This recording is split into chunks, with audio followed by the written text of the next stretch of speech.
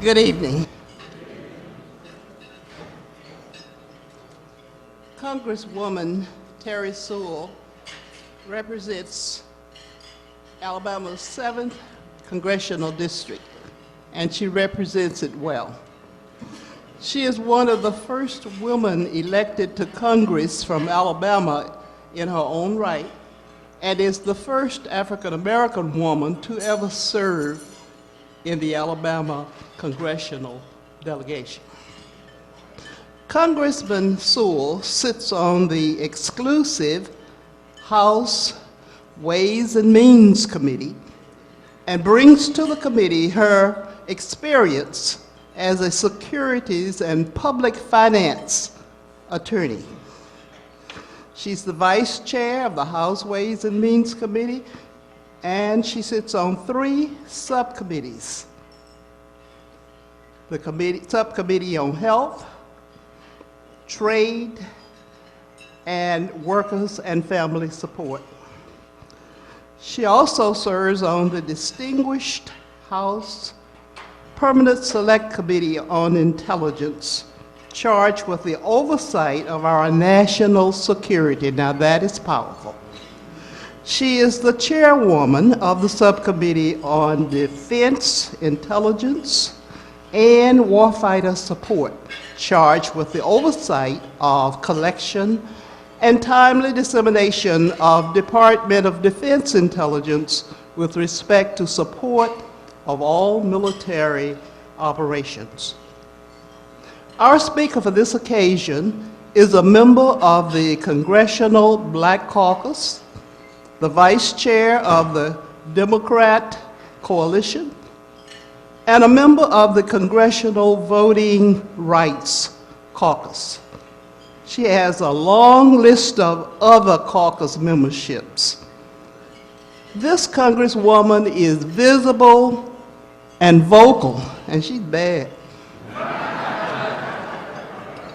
Turn on your television set or Google her, and you're likely to see her questioning Special Counsel Robert Mueller or Acting Intelligence Chief Joseph McGuire. Or you may see her being interviewed by Chuck Todd on Meet the Press. You may even see her on MSNBC or Face the Nation. She's out there. None of her achievements surprise me, for she has always been an achiever. I remember the day she was born to Coach Andrew Sewell and Nancy Gardner Sewell here in Huntsville, and she was born in Huntsville. Her parents were employed at Council Training School, her father as a coach and her mother as a librarian who was competitive in all forms. So Terry had no choice. She had to be competitive. And by the way, they named her Teresina. You don't hear that often, but that's her name. And I won't even give you the middle name, but she has. Terry, the achiever, became Selma High School's first African-American valedictorian. So no, I'm not surprised at her success. She went on to earn a Bachelor of Arts degree with honors from Princeton University, a Master of Arts degree with first-class honors from St. Hilda's College, Oxford University, and a Juris Doctorate from Harvard University. Yeah, she's bad.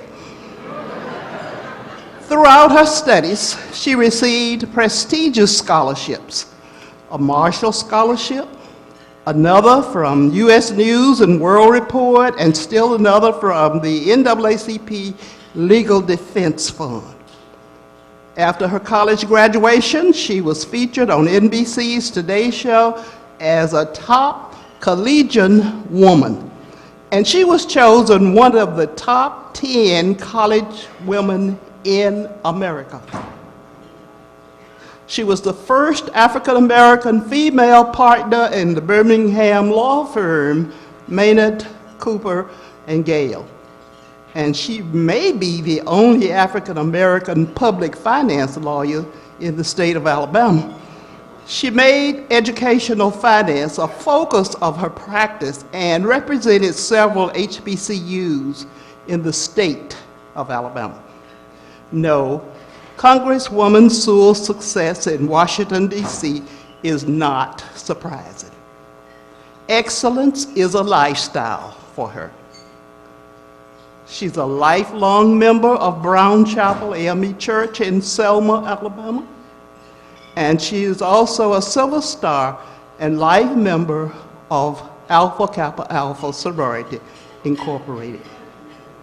It is my distinct pleasure to present to you the visible, the vocal, and the bad speaker for this occasion, Congresswoman Terr Sewell.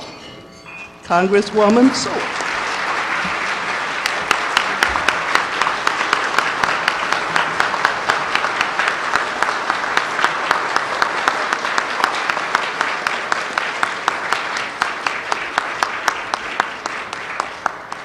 Thank you, Auntie Maddie, for that very generous introduction, spoken exactly as my mother wrote it.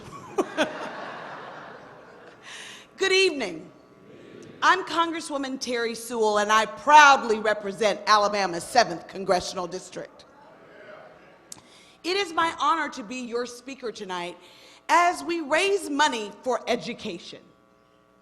This is, after all, the education banquet. And I can tell you that as I listened to her read my resume, I thought to myself, education truly is the great equalizer. It's the equalizer of every man's condition. How else can you explain a little black girl from Selma, Alabama, having an opportunity to compete against the best and the brightest in the world? Education is a powerful tool. It is a tool not to be taken for granted. It is an uncomfortable feeling to know that your generation is leading.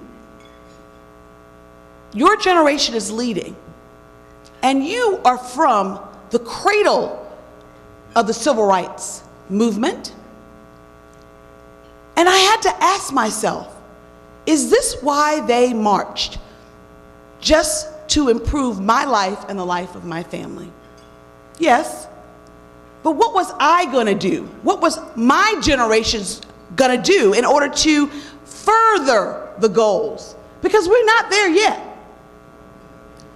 I ran for Congress having never run for anything else electively since I was freshman class president at Princeton University, the mouth of the South. I did so boldly.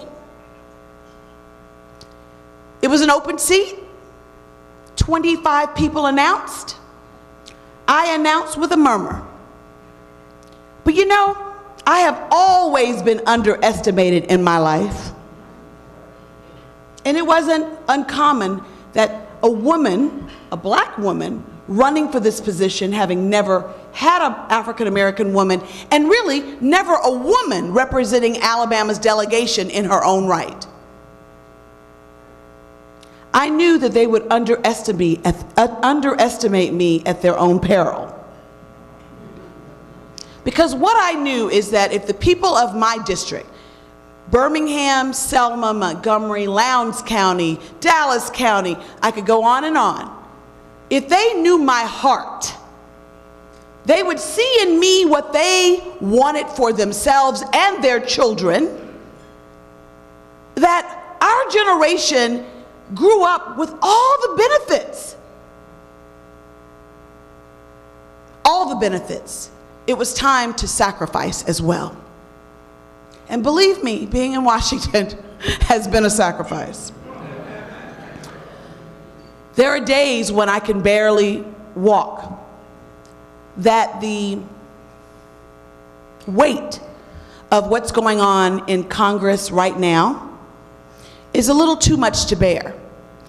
But I just passed that glorious picture of Shirley Chisholm in the nation's capital. who is standing like this, unbought and unbossed.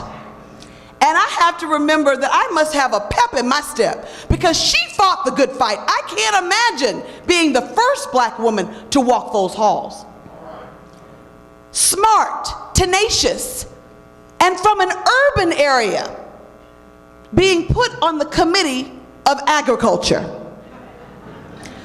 But she showed them making lemon out of lemonade, making lemonade out of lemons, because she said agriculture is not only about the growth of that which we eat, the food that nourishes us, but it's also about nutrition. It was her brainchild and her tenacity that we now have SNAP, food stamps, that feed America's children.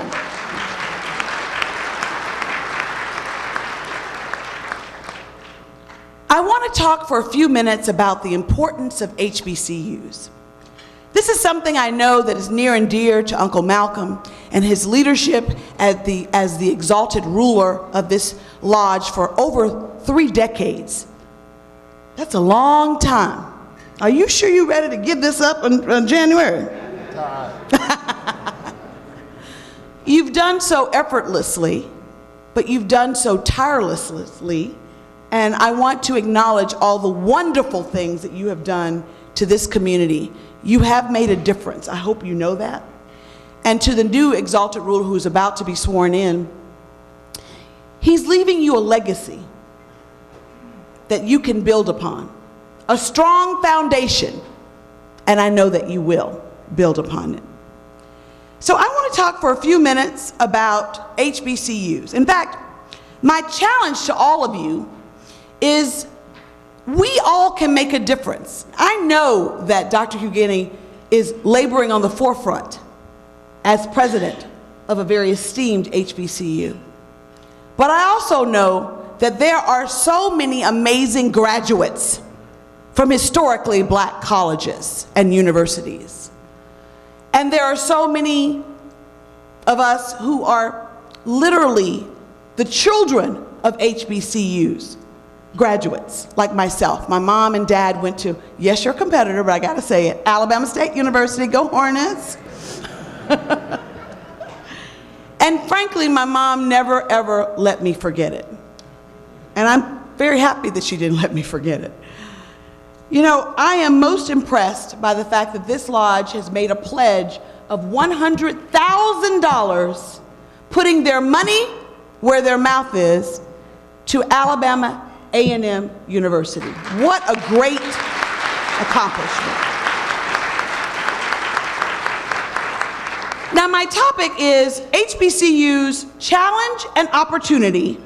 Now what are you going to do about it? All of us here in this room understand the importance of HBCUs, their historical significance, their cultural significance, and the real power that they have to transform lives and uplift our communities. The statistics speak for themselves.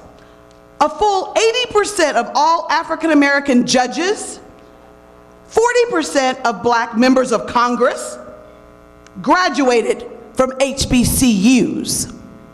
In the private sector, 40% of the black engineers and 12.5% of the black CEOs are proud graduates of historically black colleges and universities. These numbers are extraordinary considering that only 9% of black college students, 9% of black college students are currently enrolled in historically black colleges and universities. But beyond the numbers, we all know what makes our HBCU so special are the people and the culture, which are almost synonymous. We all can cite a graduate from HBCU, whether it's George Washington Carver, Toni Morrison, Langston Hughes, Alice Walker. I dare say that was the old generation. We have a new generation of powerful leaders being educated in historically black colleges. I can name a few. Stacey Abrams, Andrew Gillum from Florida. And I have 2 African American mayors in my district that are graduates of historically black colleges. That's Randall Woodfin, and most recently, the first African-American mayor of the city of Montgomery, Alabama, Stephen Reed. It's a joy that we feel at homecoming when we see those band and those steppers. We celebrate generations of proud African-American people being educated.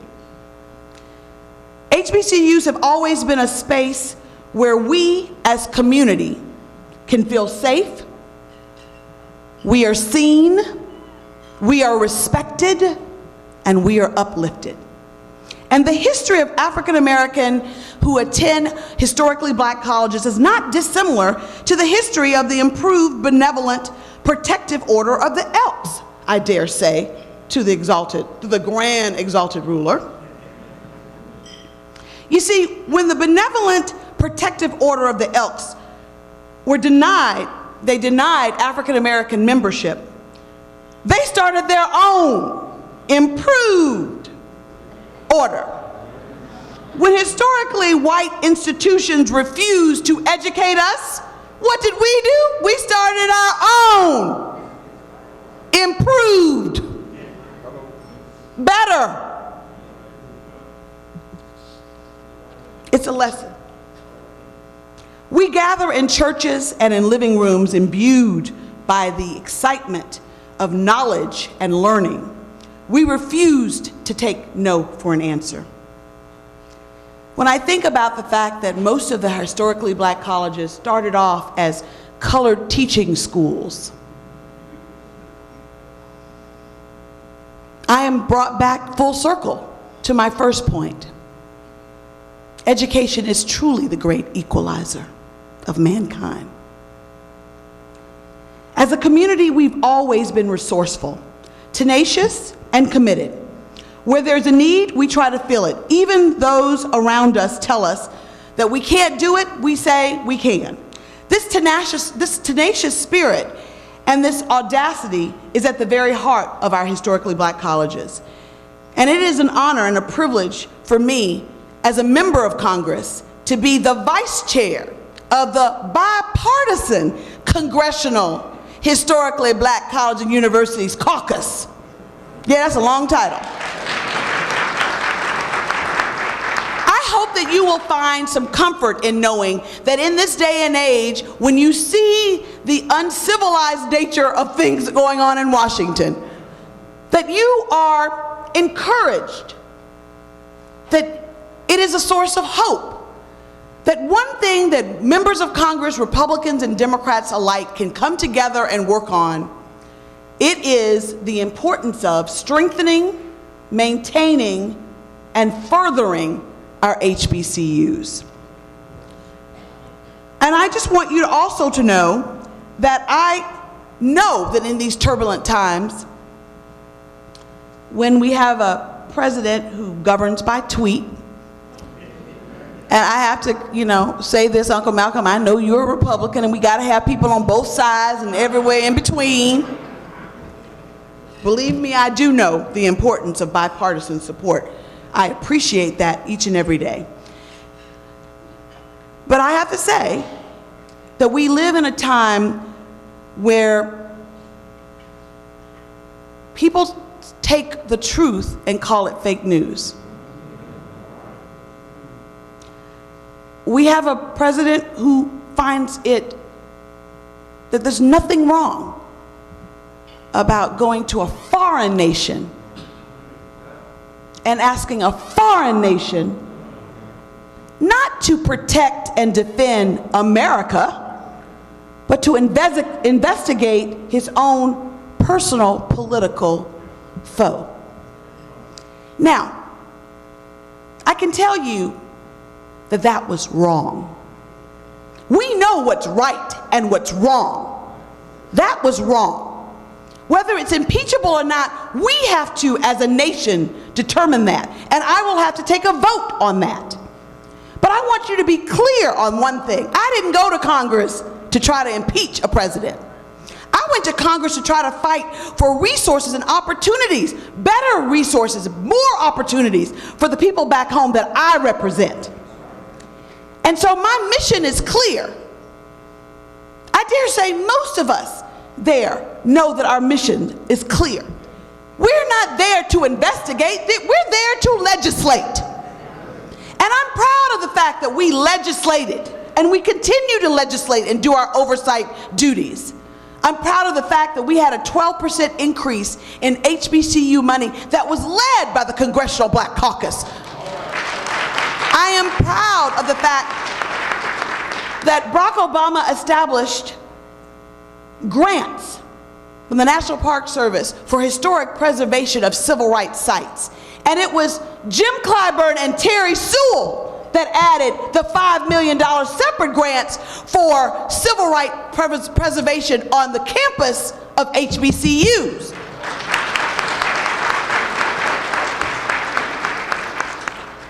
Our HBCUs enroll a disproportionate amount of low-income and first-generation college students, and therefore they face greater financial challenges than predominantly white institutions. I heard a statistic yesterday that really troubled me. A gentleman was standing before Nancy Pelosi and introduced an economist who told our caucus that for every $1 of wealth accumulated by a white family, a black family only accumulates 7 cents.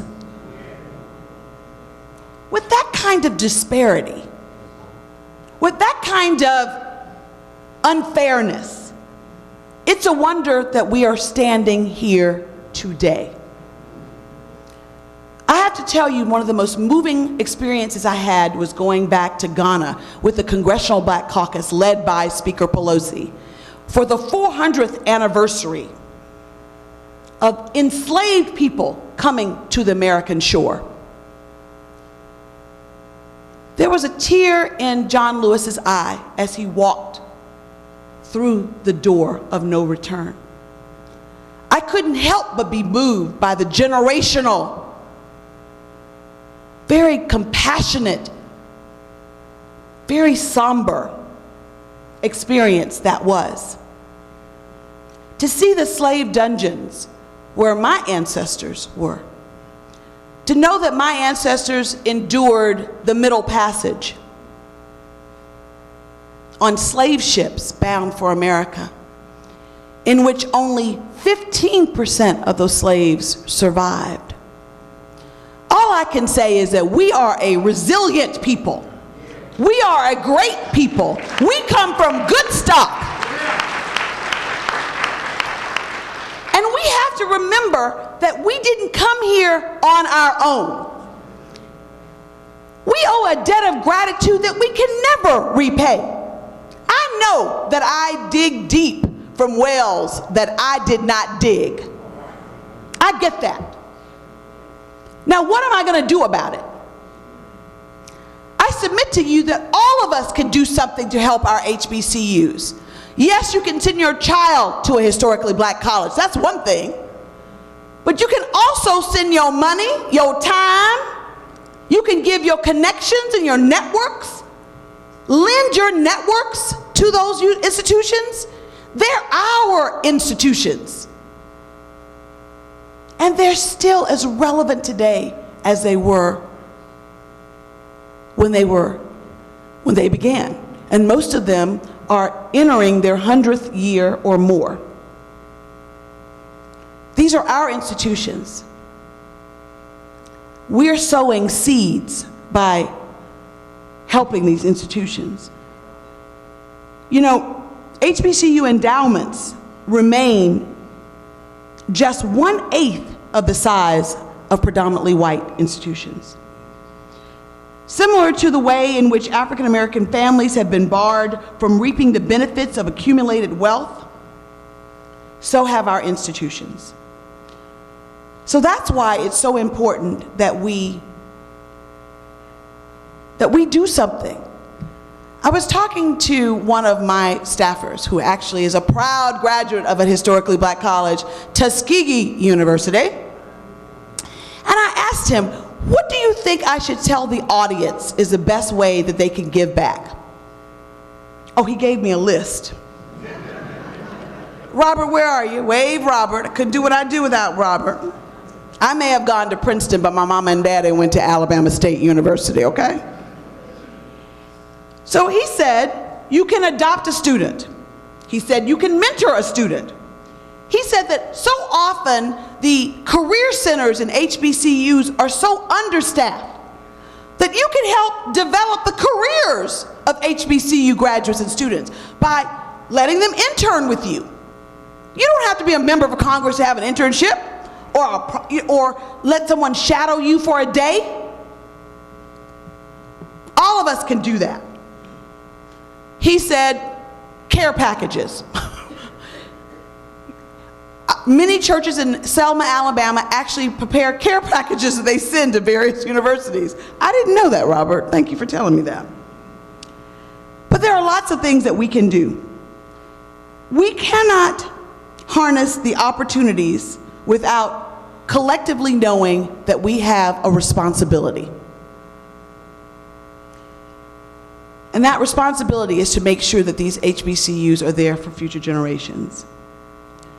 In the words of the late, great Benjamin Mays, the 6th president of Morehouse College, the tragedy of life is not found in failure, but complacency. Not in you doing too much, but in you doing too little. Let us not grow weary. Let us find courage from those that came before us. Let us plant our feet firmly in the hands of the Lord. But let's also know that we control our own destiny. None of us go this road alone. All of us have many, many people that we need to thank. I can tell you, somebody asked me yesterday, in closing, someone asked me yesterday, what was the proudest moment I had as a member of Congress? And I, without missing a beat, could tell you what an honor it was to represent Alabama's 7th Congressional District. On the 50th anniversary of the Selma to Montgomery March, and to welcome the world to my little hometown of Selma. Not only was I the member of Congress, but I was a hometown girl from Selma. I don't know if you believe in divine intervention. I do. It's happened too many times in my life. And for that I'm grateful, but I also know it's an awesome responsibility. And I want you to know that it's a responsibility that I and my generation do not take lightly. There's nothing that imbues my heart more than to see Stacey Abrams and the next generation of African American politicians and public servants who come from historically black colleges grow, mature, but they need our help. They need our help. And that help doesn't have to always be monetary help. That help can come in lots of forms. And so on that 50th anniversary of the Selma to Montgomery March, I had the great honor of having Amelia Boynton Robinson as my special guest at the State of the Union that year. And I get teary when I think about the fact that we were waiting in a little room off of the House floor for Barack Obama to come in, and she was going to meet him for the first time. And I couldn't help but understand the symbolism, Uncle Malcolm, of the fact that here was this woman who at 103 years old, yes, she was precious cargo, was going to get a chance to meet the President of the United States. And every person who came up to her said exactly the same thing. Oh, Miss Amelia, we stand on your shoulders. Oh, Miss Amelia, we stand on your shoulders. She finally said, get off my shoulders. Do your own work is what she said. Do your own work is what she said. I remember that, and I have it on a post-it on my bathroom wall in Washington, D.C. We all have to do our own work. When Barack Obama finally came into that little room off to the side, I think it was, you could hear a pin drop, it was so silent. He came and kneeled by her wheelchair, and she cradled his face in her 103-year-old hands. He said, "Miss Amelia, to say thank you doesn't seem enough. I am the President of the United States of America, and it's because of your sacrifice." She said, without missing a beat, "President of the United States?" And he said, "Yes, I'm about to give a speech in a few minutes as the President of the United States, and it's because of your bravery." And she said, "Make it a good one. That better be a good speech." People were bludgeoned on a bridge for you to give that speech. And I say to all of our HBCU graduates and those who work at our HBCUs and those who labor to make sure that they are being strengthened and their vitality lives on, to don't grow weary. We have to do our own work. We have to do our own work, but we also know that we have to make it a good one, because so many before us died, fought, bled for the opportunities that we now enjoy. It's because of that that I feel hope. Hope not only for the state of education in America, but hope for our nation. For just as resilient as we are as African Americans, this country is just as resilient. We will survive this president and the next president and the next president. But to do that, we have to remember our fundamental purpose as citizens of the United States, and that is to vote. No matter what goes on in Congress, the reality is, if you see something, you need to say something. If you don't like something, you need to vote it out. Vote it out.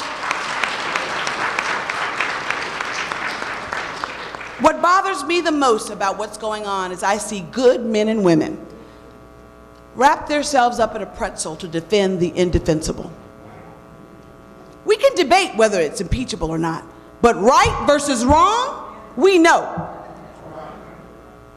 And we also know that we should make everything we do a good one, because God above strengthens us and moves us. And I just want to thank you all for the opportunity to be here. And this time, I present to you the response to our efforts, Dr. Andrew Hugini, President of Alabama A&M University. Dr. Hugini, would you please come forth and address us?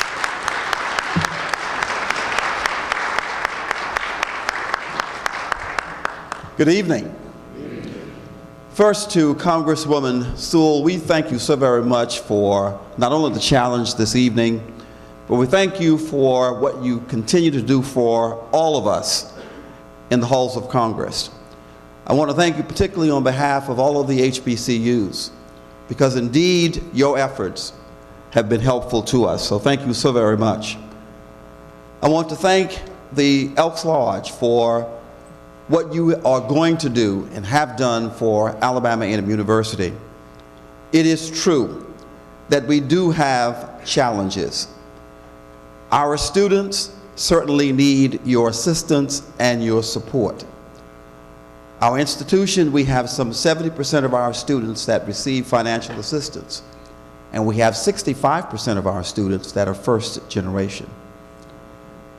It always tugs at our heart when we receive emails and students are just $1,000 or $2,000 or $3,000 short from obtaining the education that they so rightly deserve and want. This effort tonight goes a long way in filling that gap. So on behalf of the university, I certainly want to thank you. I'm going to ask all of the graduates of Alabama A&M University, everyone that's employed at Alabama A&M University, everyone that supports Alabama A&M University, would you please stand and give them applause for what you're doing tonight.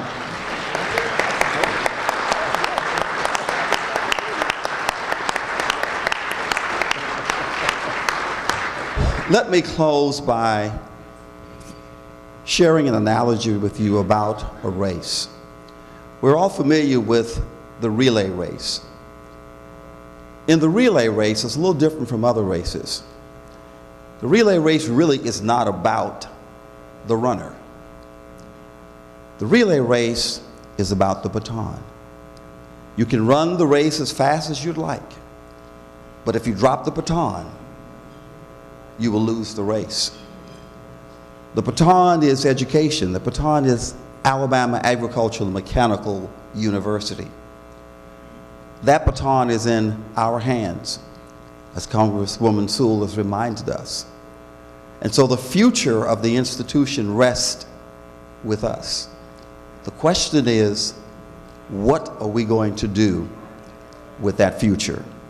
So we challenge each of you to support our institutions, because you are making an investment in our future as those who have made those investments in the past. So again, congratulations to you, Mr. Malcolm Thomas, for your continued support of your alma mater. Thank you for all of the encouragement that you continue to give to me personally. And we certainly look forward to a continuing partnership with you. God bless you, and go Bulldogs. Thank you very much, Dr. Hughini. My time has come. Huntsville, thank you.